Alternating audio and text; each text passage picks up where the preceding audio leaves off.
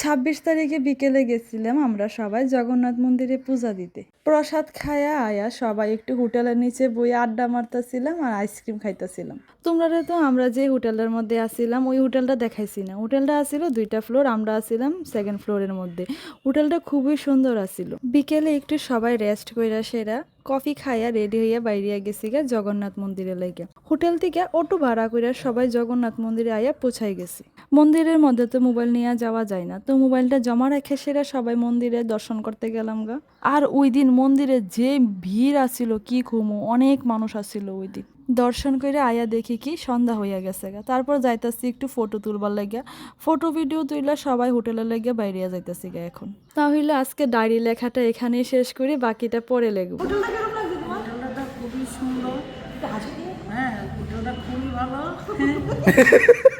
তারপরে এখন যে মন্দির থেকে আসছি, এই যে নাম কীর্তন হচ্ছে না, খুবই ভালো লাগছে আমার তো। তারপরে আমার রাধাকৃষ্ণ রাধাকৃষ্ণ মানে খুব ভালো লাগছে। না, আরো আছে।